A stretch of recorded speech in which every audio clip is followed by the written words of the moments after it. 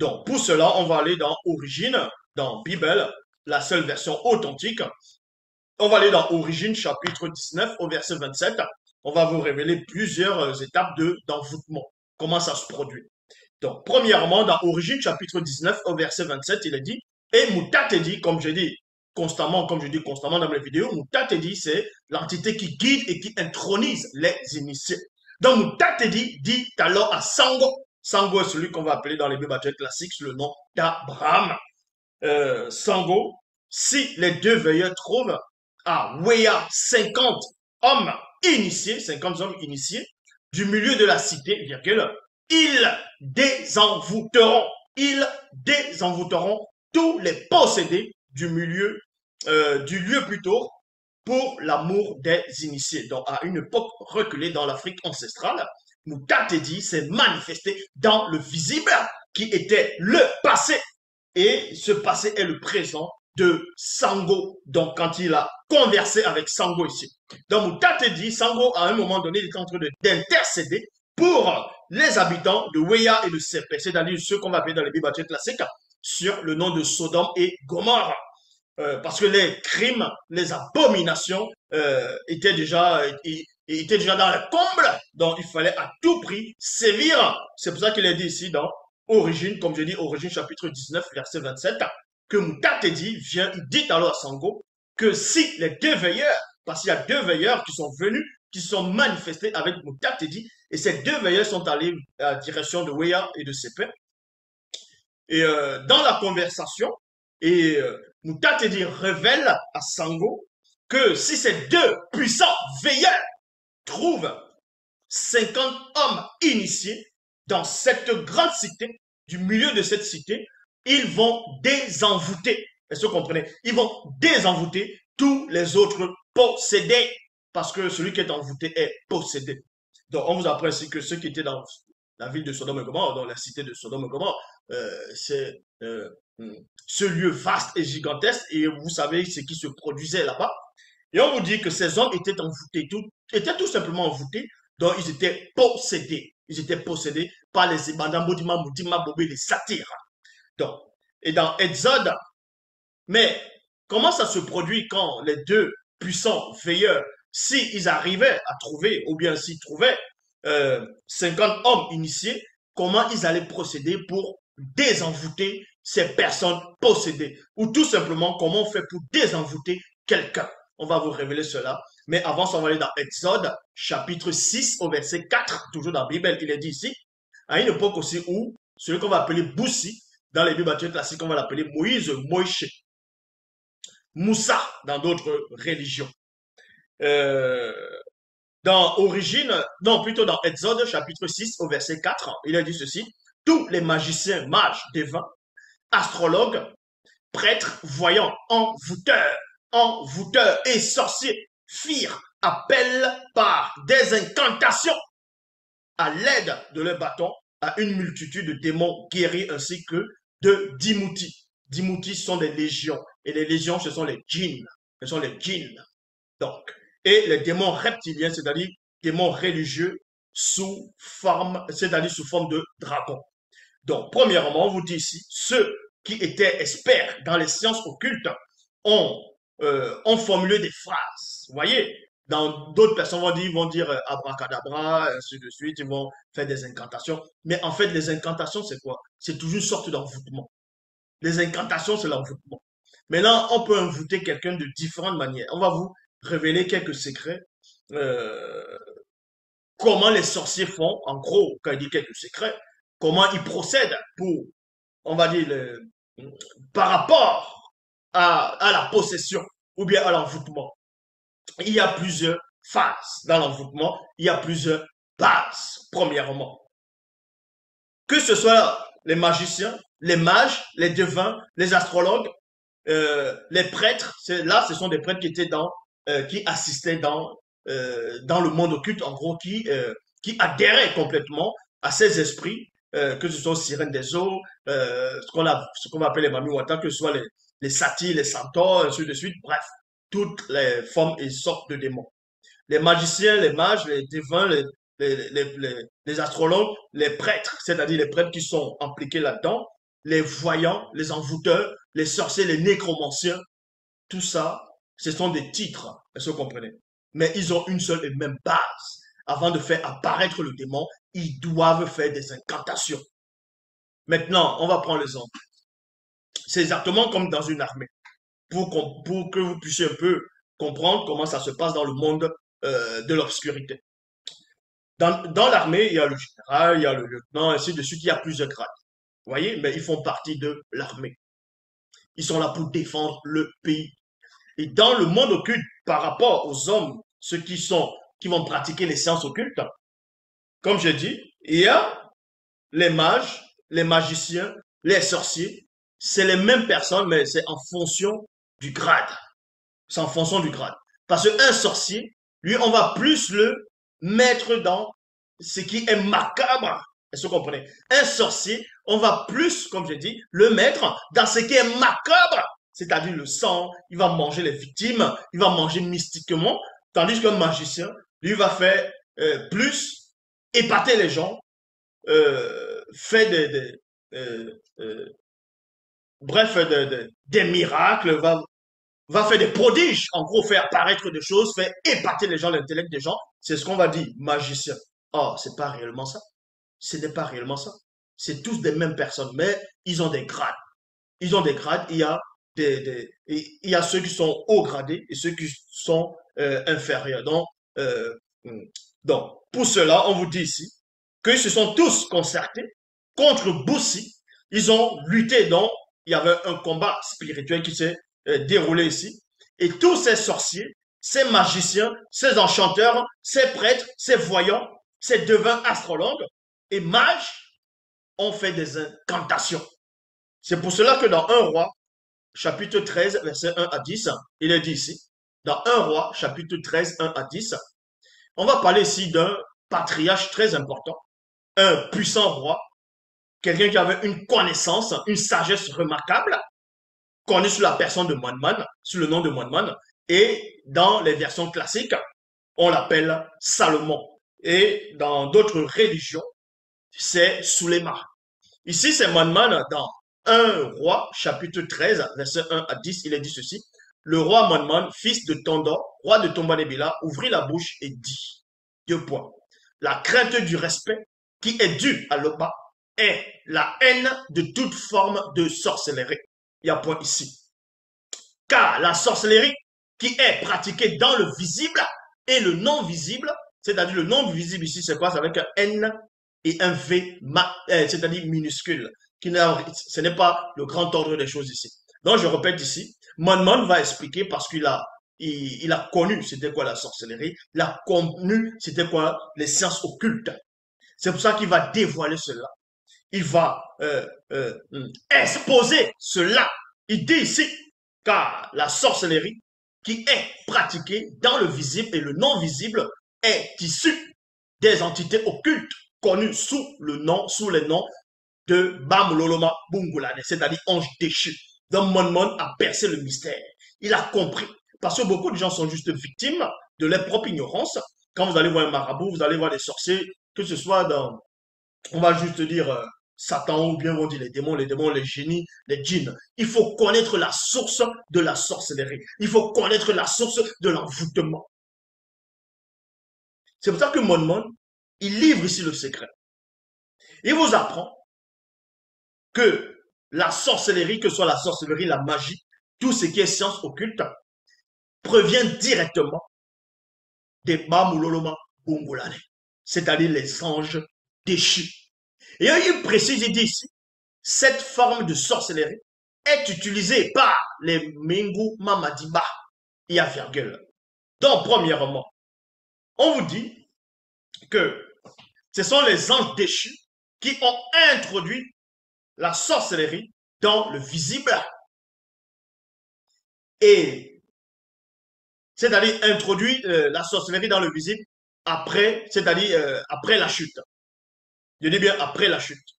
Mais avant la chute, au moment de la chute, on sait que c'est Satan lui-même en personne qui a introduit cette sorcellerie et par un animal, et le premier animal a été atteint, et ensuite la femme. Mais les autres qui vont venir après, ce sont les Bamuloloma Bungulane, qui vont enseigner cette sorcellerie-là, qui vont introniser, qui vont initier les démons dans la sorcellerie, qui vont les introniser dans la sorcellerie. Pour ceux qui ne savent pas, quand les démons sont nés, certes, à l'époque où les démons sont venus dans le visible, par l'intermédiaire des anges déchus du troisième ordre, avec quelques femmes de cette époque-là, vous comprenez que quand les démons sont apparus, certes, ils étaient des hybrides, ils avaient une puissance, ils étaient forts, mais il a fallu que les anges déchus, les géniteurs, puissent les initier dans l'art de la sorcellerie. Comment invoquer, comment faire des incantations, parce qu'avant, les démons avaient des corps physiques, ils n'étaient pas purs esprits directement, ils avaient des corps physiques, il a fallu qu'on puisse annihiler les corps. Donc, les anges déchus, avant qu'on les enferme, ils ont appris à ces démons-là comment, plus tard, spirituellement, entrer dans les rêves, comment envoûter. On les a révélés des secrets à ces démons. Donc, parmi les premiers démons qu'on a révélé le secret de l'envoûtement, c'était les sirènes des eaux. Vous comprenez? C'était les sirènes des eaux. C'est pour ça que les sirènes des eaux, dans toutes les civilisations, ont fait allusion aux sirènes, donc au Minguma Madiba. C'est pour ça qu'on vous dit ici, cette forme de sorcellerie est utilisée par les Minguma Madiba, sirènes des eaux, démons Python, et ensuite les démons Python, et Dimuti, c'est-à-dire légion djinn, dans le but de nuire à tous ceux, premièrement, issus de la race originelle, c'est-à-dire noire, et en les éloignant des lois et des ordonnances du verbe de l'Oba, afin qu'ils périssent. C'est ça le but de la sorcellerie, tout simplement. C'est ça le but des envoûtements. C'est d'abord aller contre le peuple noir. Cette sorcellerie fut intronisée à certains non-initiés, blancs et sans mêlés, par les Menguma Madiba, sirènes des eaux, démons Dimuti, démons Python et Dimuti, légion djinn. Donc, quand les anges déchus du troisième ordre ont initié, ont intronisé les démons dans l'art de la sorcellerie, dans l'art de l'envoûtement, dans l'art de la magie, eux aussi à leur tour, les démons aussi ont initié des non-initiés, des blancs et des sans-mêlés, qui sont devenus des puissants sorciers, des magiciens, des mages, des enchanteurs, ainsi de suite. Sans cela, donc je vous parle d'abord de l'origine de l'envoûtement, d'où l'envoûtement est issu. Et on vous dit ici, c'est ainsi qu'ils devinrent des sorciers et sorcières. Il y a point ici. La sorcellerie dans ses profondeurs les plus macabres, issue des Bamololoma Bumbulane, c'est-à-dire anges déchus, a causé et causera encore beaucoup de fléaux par les Menguma Madiba, sirènes des eaux, démons, pythons. Voilà, parce que les démons pythons, c'est ce qu'on va appeler les nécromanciens. Les nécromanciens. Donc, avant de poursuivre, je vais vous révéler un secret. Il existe plusieurs espèces de démons, plusieurs races de démons, de différentes formes, aspects et de puissance. Quand le démon python possède quelqu'un, cette personne va porter le titre de Moupepe Bedingue. Je répète, quand le démon python, quand la race des démons python possède une personne, cette personne va porter un grade dans le plan occulte. Cette personne va porter un nom. Cette personne va porter un titre. Le titre, c'est quoi? Dans la langue originelle, c'est Moupepe Bedingue. Donc, si c'est un homme, c'est Mouta Moupepe Bedingue. Si c'est une femme, c'est Mouta Moupepe Bedingue. C'est-à-dire, ça devient tout simplement nécromancien ou bien nécromancienne. Nécromancien ou nécromancienne. Quand c'est un démon, en gros, quand c'est un... maintenant, si c'est un Dimuti, ce qu'on va appeler légion ou djinn, quand c'est un djinn qui va posséder quelqu'un, la personne ne va pas porter le nom de nécromancien, ne va pas porter le titre de nécromancien ouvertement, mais dans le secret, cette personne qui sera possédée par un djinn, c'est-à-dire par un légion ou Dimuti, quand il dit posséder, posséder dans l'accord, c'est-à-dire pour donner le grade d'un sorcier, pas posséder démoniaque, non. Lui, on peut l'appeler un génie ou un magicien, tout simplement. C'est ça qu'on peut voir dans Aladdin. Quand on dit l'histoire d'Aladdin, c'est quoi? C'est tout simplement une possession, hein. L'histoire d'Aladin, c'est Aladin va représenter un magicien qui est en pleine initiation, qui va dans la caverne. Il est en pleine initiation, en pleine initiation, et il va trouver maintenant son génie, c'est-à-dire la lampe. La lampe va symboliser quoi? Puisque dans les versions même actuelles, il dit ta parole est une lampe à mes pieds. La lampe va symboliser l'éclairage, dans l'illumination, illuminati. Parce que dans le dessin animé, Aladdin va être illuminé. C'est pour ça il va frotter sur la lampe. Donc il est en pleine initiation. Parce qu'il va voyager, son voyage, c'est son voyage initiatique. Et dès qu'il arrive, il va frotter la lampe, vous voyez, et en frottant, il y a une lumière qui va jaillir. Cette lumière, c'est quoi? C'est l'illumination. Parce que là, maintenant, il a compris le mystère même de, euh, de l'initiation. Maintenant, on va l'introniser. C'est pour ça que le génie va apparaître. Et ce génie-là, c'est un Dimouti, c'est un djinn, c'est ce qu'on appelle les légions, va apparaître. Et il va être associé à Aladdin. Donc Aladdin, il sort de la caverne en tant que sorcier maintenant. Bon, c'est pour ça qu'on vous dit ici, en fonction de l'espèce de démon qui va posséder telle personne, le démon qui va prendre telle personne, on va l'appeler un enchanteur. Parce qu'il y a le démon enchanteur, qui est, voilà.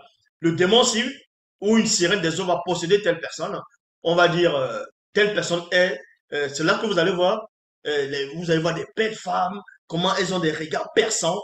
Bon, pas toutes les femmes hein, qui ont les regards perçants. Les femmes, elles vont connaître le mystère de la danse mystique. Une danse, quand elle va danser, elles vont vous envoûter. Parce que ce sont les sirènes des eaux qui sont dedans. Elles portent aussi des noms. Donc, en fonction du démon qui possède la personne, cette personne va porter un titre. Donc, que ça vous surprenne pas. Quand on parle de ceux qui pratiquent les sens occultes, d'autres on va les appeler des sorciers, d'autres vont même dire des sourciers, d'autres vont dire des magiciens, d'autres vont dire des enchanteurs, d'autres vont dire des mages, d'autres vont dire des prêtres, des astrologues, en fonction du grade. Les noms là, c'est en fonction du démon qui possède la personne, tout simplement. Donc, la sorcellerie, dans ses profondeurs les plus macabres, issue des Bambololoma Bunglane en dessus, a causé et causera encore beaucoup de fléaux par les Menguma Madiba, c'est-à-dire les sirènes des eaux, démons pitons et Dimouti, dont légion djinn. Ils déciment mystiquement les plus fragiles, rendent les autres spirituellement et mentalement soumis aux fausses doctrines. C'est pour ça que vous allez voir beaucoup de personnes qui sont sous l'emprise des démons religieux, les démons religieux de haut rang. Donc, on vous explique encore. Ceux qui sont dans toute forme de religion dite révélée, ceux qui vont se donner des titres de pasteur, révérend, bishop, maréchal, apôtre, diacre, prophétesse, inspirés des youtubeurs ou bien des pseudo-enseignants, eux, ils sont sur la coupe, pas seulement, mais la première coupe, c'est-à-dire ils sont premièrement sous l'emprise des démons religieux, les démons religieux. Et parmi ceux qui sont sous l'emprise des démons religieux, en faisant des actes bizarres contre la loi morale, ils seront aussi sous l'emprise des BJJ. Bon, les BJJ, c'est les démons. Ils seront aussi sous la prise des ébandats Modima Motima Bobé. Donc, vous allez les voir, ils ont tout le temps des appétits sexuels démesurés. Ils vont aller vouloir commettre toutes sortes d'actes sexuels bizarres. C'est ce qu'on appelle, ceux-là sont possédés par les démons satyres, donc les ébandats Modima Motima Bobé. Mais avant ça, ils sont quand même sous l'influence des démons religieux. C'est pour ça qu'ils vont croire à tout, à du n'importe quoi. Et ici, on va pas reparler de la science de la démonologie. Vous voyez, sinon on va jamais finir cette vidéo-là aujourd'hui. Mais néanmoins, on vous apprend que les buts, c'est quoi? Ils déciment mystiquement les plus fragiles, rendent les autres spirituellement et mentalement soumis aux fausses doctrines. C'est pour ça que vous allez les voir. On va les quitter de telle religion. On va dire non, non, je ne quitte pas. Même sur les mondes qui sont dans l'erreur, ils ne vont pas quitter parce qu'ils sont sous l'emprise de ces forces-là. Cause la stélérité parce qu'ils sont envoûtés. Ils vont causer la célérité durant les rêves nocturnes par les apparitions familières. Voyez, pas des apparitions familières. Maintenant, ces démons-là vont travailler avec d'autres démons qu'on va appeler d'autres bons. En Afrique, on les appelle les maris et les femmes de nuit. Et dans d'autres endroits dans le monde, on va leur donner le nom de les succubes et les incubes. Ou bien sont des esprits familiers. Ne pas confondre esprit familier du grand ordre des choses, mais les esprits familiers par rapport à ça. Donc, premièrement, deuxièmement, on vous dit ici, la toute première forme de vie qui fut tentée par la sorcellerie dans le visible fut un animal et la deuxième fut la femme. Dans la suite, plusieurs femmes non initiées, blanches et sans mêlée devinrent de redoutables sorcières. C'est pour cette raison que les femmes blanches et sans mêlée ont joué un rôle prédominant sur mon côté visible. Donc, c'est Mon qui est en train de parler ici. Donc, dans les Bibles classiques, quand on vous dit que le roi Salomon a eu beaucoup de femmes, c'est-à-dire les femmes de première et de seconde zone. Dans d'autres versions, on vous dit des princesses et des femmes de seconde zone, ou bien des épouses tout simplement. Vous devez comprendre que la plupart de ces femmes-là, la grande quantité, il y avait des blanches et des sans mêlées dedans. Et ces femmes qui ont détourné le cœur de Monman dans la surface de son cœur, pendant à la période de sa vieillesse, il est en train de raconter ici tout simplement. C'est dans la Bible, la seule version authentique. Donc, c'est pour ça qu'il dit ici, ces femmes, virgule, étaient initiées. Non, c'est pour ça qu'il poursuit ici, il dit, c'est pour cette raison que les femmes blanches et sans mêlée ont joué un rôle prédominant sur mon côté visible. Ces femmes étaient initiées par les Menguma Madiba sirènes des eaux, démons, pythons et dimouti, dont légion, djinn, dans le but de me nuire. C'était ça, tout simplement. C'était ça. Et Mon maintenant, il va entrer en profondeur ce qui s'est passé. Parce que dans les Bibles classiques, on vous dit que le roi Salomon a commencé à élever les statuettes, a fait des hôtels pour telle déesse, pour telle divinité, ainsi de suite, de ces femmes-là. Mais sans vous expliquer ce qui se passait à l'intérieur. Il n'y a que Bible qui vous révèle cela. On va aller dans le livre secret de Monman, dans le livre secret de Salomon. C'est dans Bible. Chapitre 1, verset 1 à 6. Il est dit ici, moi, Monman, pendant ma captivité spirituelle, dans la dimension occulte, par les Menguma Madiba sirènes des eaux et d'autres races de démons, virgule, l'entité de sagesse ne m'abandonna point. Dans d'autres versions, on vous dit que Salomon s'est appliqué à aimer le péché, la sottise, le péché, ainsi de suite. Mais il dit que sa sagesse ne lui abandonnera pas. Or, dans la vraie version dans la Bible, il est dit ici, l'entité de sagesse était toujours avec lui. Parce que l'esprit de Salomon n'était pas sous l'influence. Quoi qu'il était dominé dans la dimension occulte, mais son esprit n'était pas sous l'influence, il avait bloqué, il avait protégé son esprit. Il avait protégé son esprit. Donc, mais du fond de ma servitude, l'entité de sagesse me montra le mystère de la sortie. J'ai donc crié à Tété dans ma tribulation extrême, dont l'âme va ressentir, son corps ressent, mais son esprit était protégé. Soudain, le bruit de l'apparition de 7 entités Nartunes retentit jusqu'à moi. Les 7 entités Nartunes étaient armées d'épées incandescentes. Il y a point ici, les Menguma Madiba, c'est-à-dire les sirènes des eaux et les autres races de démons, qui me retenaient, moi, Monman, sous le joug à travers les femmes non initiées, virgule, blanches et sans mêlée, que j'avais choisies pour épouse, virgule, ressentir sans les voir la terrifiante présence des 7 entités Nartunes.